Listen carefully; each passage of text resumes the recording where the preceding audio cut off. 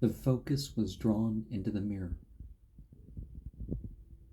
I saw a red mug strip. Then I saw that it was bigger than the purple mountain that it hovered over.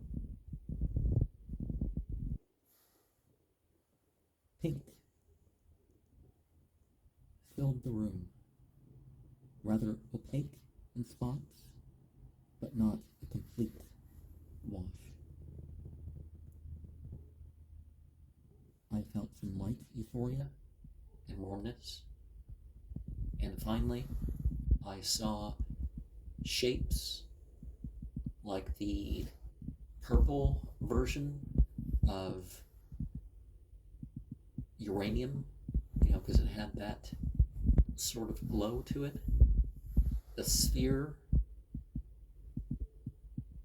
a tetrahedron,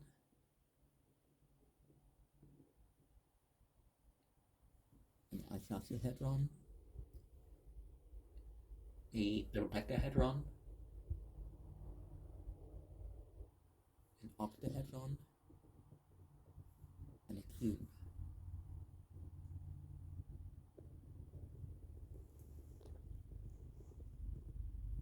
And I feel a touch loosed up. No stiffness. Awake. Anyone familiar with the Golden Dawn way about things recognizes some of the attributes and stuff that you will find herein. And you see on the front is illustration. Typically in Kabbalah, we're going to have top, down, right, left, back, front, and then you form t. And you have the landmarks of the planets, the fire, the air, it forms, the attributes vary a little bit, but some say it's moon and Mercury.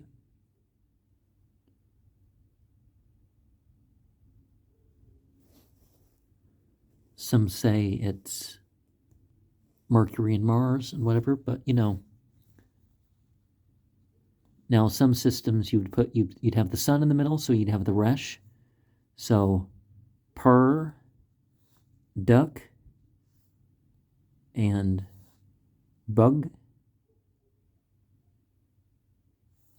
up, down, right, left, front, back.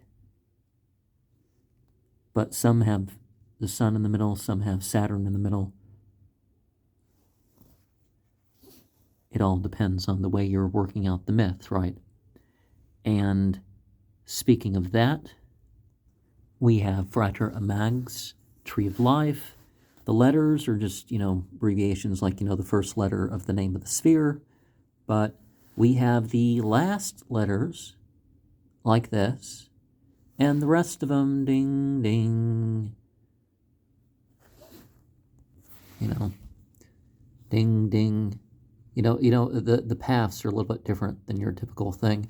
Then you have there, and then you have, you make your way down the tree, and then the letters change. You know what I mean? So it's not the order of the Kabbalah tree that a lot of people will see. But there were different variations of Kabbalah, right? We have the 2 = 9 scroll. Suffice it to say, we have Elohim, which, just like Elohuma, is a word that's used by both monotheists and polytheists. Some will say it's divinity in the qualitative plural. Some say it's divinity in the quantitative plural. It can be put in both those contexts. We have Mathroon, Sindalpoon, and of course the Tree of Life. And we have visualization techniques that make a person bigger than the planet, and breath techniques that are, rather unique, you could say.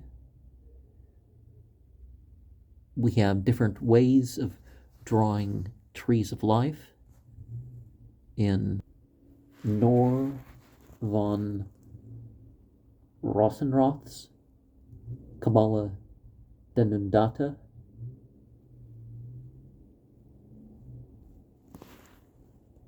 It does help to have symbolic gestures, and so they have that.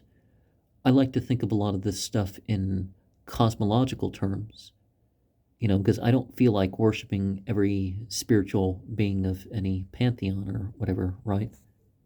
You want the concept of these things to grow within you. You want to build up the association.